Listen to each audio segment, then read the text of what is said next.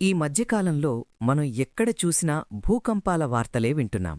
మొన్న టర్కీ, నిన్న జపాన్, ఈరోజు నేపాల్. ఇలా ప్రపంచం మొత్తం ఏదో ఒక మూల భూమి కంపిస్తూనే ఉంది. అసలు మన భూమికి ఏమైంది?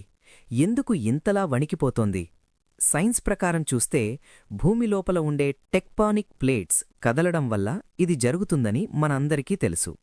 కాని ఫ్రెండ్స్, లక్షల సంవత్సరాల చరిత్ర ఉన్న మన భారతీయ పురాణాల్లో మోడర్న్ సైన్స్ పుట్టకముందే మన ఋషులు భూమి స్థిరత్వం అంటే స్టెబిలిటీ గురించి ఒక అద్భుతమైన రహస్యాన్ని చెప్పారు. ఈ భూమి అంతరిక్షంలో గాలిలో తేలడం లేదు, ఒక మహాశక్తివంతమైన సర్పం యొక్క పడగమీద నిలబడి ఉంది. ఆయనే ఆదిశేషుడు. నమస్కారం ఫ్రెండ్స్, ఈరోజు మనం సైన్స్ మరియు మైథాలజీకి మధ్య ఉన్న ఆసక్తికరమైన లింక్ని తెలుసుకోబోతున్నాం. Welcome to కేహెచ్ఎస్ universe. అసలు ఎవరు ఈ ఆదిశేషుడు? ముందుగా అసలు శేషనాగు గురించి క్లుప్తంగా తెలుసుకుందాం.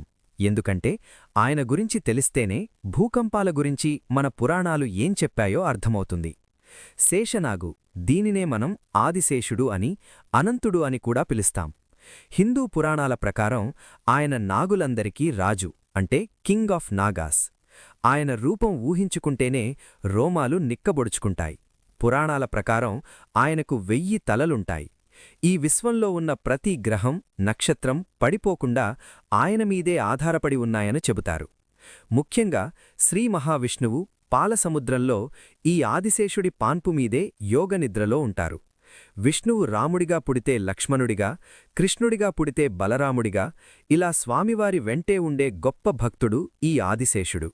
అయితే ఇక్కడో పెద్ద ప్రశ్న ఉంది. విష్ణువుకి మెత్తటి పడకగా ఉండే శేషనాగు ఇంత బరువున్న భూమిని ఎందుకు మోయాల్సొచ్చింది? దీని వెనుక బ్రహ్మదేవుడిచ్చిన ఒక బాధ్యత ఉంది. కథలోకి వెళితే ఆదిశేషుడు తన తోటి సర్పాలు చేసే పనులు నచ్చక వారికి దూరంగా వెళ్లి ఘోరమైన తపస్సు చేయడం మొదలుపెట్టారు.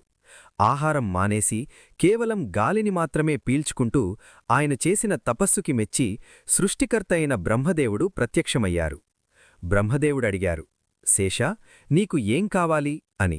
అప్పుడు శేషనాగు, స్వామీ, నా మనస్సు ఎప్పుడూ ధర్మమార్గంలోనే ఉండాలి, నాకు శాంతి కావాలి అని కోరుకున్నారు. అప్పుడు బ్రహ్మగారు శేషుడికి ఒక పెద్ద టాస్క్ ఇచ్చారు. శేషా, నువ్వు కోరుకున్నట్టే నీ బుద్ధి ఎప్పుడూ ధర్మం మీదే ఉంటుంది. కాని నువ్వొక పని చెయ్యాలి. ఈ భూమి అస్సలు స్థిరంగా లేదు. పర్వతాలు, నదులు, సముద్రాలతో ఉన్న ఈ భూమి ఎక్కడ పడితే అక్కడ కదులుతూ ప్రజలకు ఇబ్బంది కలిగిస్తోంది. నువ్వు నీ శక్తితో ఈ భూమిని స్థిరంగా నిలబెట్టగలవు. కాబట్టి నువ్వు పాతాళానికి వెళ్ళి భూమిని నీ పడగమీద మోయుము అని ఆదేశిస్తారు. బ్రహ్మగారి ఆజ్ఞమేరకు శేషనాగు పాతాళలోకంలోకి వెళ్లి తన 1000 పడగలమీద ఈ భారీ భూమండలాన్ని ఎత్తుకున్నారు. అందుకే మన భూమి ఈ విశ్వంలో కిందకి పడిపోకుండా స్థిరంగా ఉంది అని మన పురాణాలు చెబుతున్నాయి. ఇప్పుడు అసలు విషయానికి వద్దాం. శేషనాగు భూమిని మోస్తున్నారు సరే, మరి భూకంపాలెందుకొస్తాయి? ఆయన స్థిరంగా పట్టుకుంటే భూమి కదలకూడదు కదా? దీనికి మన పెద్దలు 3 ఆసక్తికరమైన కారణాలు చెప్పారు. ఇవి వింటే ఆశ్చర్యం వేస్తుంది. మొదటి కారణం బరువు మార్చుకోవడం, అంటే షిఫ్టింగ్ వెయిట్. ఒక్కసారి ఊహించుకోండి ఫ్రెండ్స్, మీరు ఒక బరువైన బ్యాగును ఒక్క చేత్తో ఎంతసేపు పట్టుకోగలారు? కొద్దిసేపటికి చెయ్యి నొప్పి పుడుతుంది. అప్పుడు ఏం చేస్తాం? వెంటనే రెండో చేతికి మారుస్తాం కదా?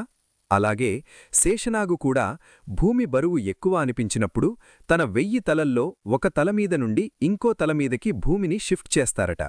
అలా షిఫ్ట్ చేసినప్పుడు జరిగే ఆ చిన్న కుదుపునే మనం పైన భూకంపం అని పిలుస్తాం. రెండవ కారణం ఆవలింత. గర్గసంహితలో ఉన్న కొన్ని కథల ప్రకారం శేషనాగు ఎప్పుడైనా అలసిపోయి ఆవలిస్తే ఆ వైబ్రేషన్ వల్ల భూమి కంపిస్తుంది అని అంటారు. మూడవ కారణం పాపం బరువు. ఇది చాలా ముఖ్యమైన పాయింట్. మహాభారతంలో ఒక మాట ఉంటుంది. భూదేవి పెద్ద పెద్ద కొండల బరువు కాని, సముద్రాల బరువును కాని బరువుగా ఫీలవ్వదట. కాని మనుషులు చేసే పాపం, అంటే ప్రకృతిని నాశనం చేయడం, పొల్యూషన్, యుద్ధాలు పెంచుతూ పోతే ఈ భూమి బ్యాలెన్స్ కోల్పోతుంది. అది సైన్స్ భాషలో గ్లోబల్ వార్మింగ్ కావచ్చు, పురాణాల భాషలో శేషుడి కోపం కావచ్చు. రిజల్ట్ మాత్రం ఒక్కటే, విపత్తు. సో శేషనాగు కదులుతున్నారు అంటే మనం ఎక్కడో బ్యాలెన్స్ తప్పుతున్నామని అర్థం చేసుకోవాలి. సో ఫ్రెండ్స్, ఇది శేషనాగు మరియు భూకంపాల వెనుక ఉన్న మన పురాణగాథ. సైన్స్ చెప్పే లాజిక్లో ఎంత నిజముందో మన పురాణాలు చెప్పే నీటిలో కూడా అంతే లోతు ఉంది. మనం ప్రకృతిని కాపాడుకుంటే భూమి స్థిరంగా ఉంటుంది, లేదంటే శేషనాగు మళ్లీ పడగ కదపాల్సి వస్తుంది. మీకు ఏమనిపిస్తోంది?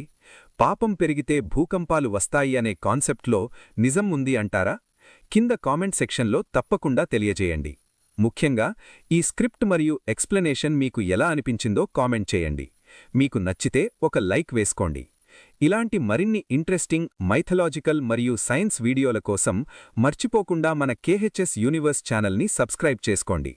పక్కనే ఉన్న గంట సింబల్ని కొట్టండి. మరో మంచి వీడియోతో మళ్ళీ కలుద్దాం.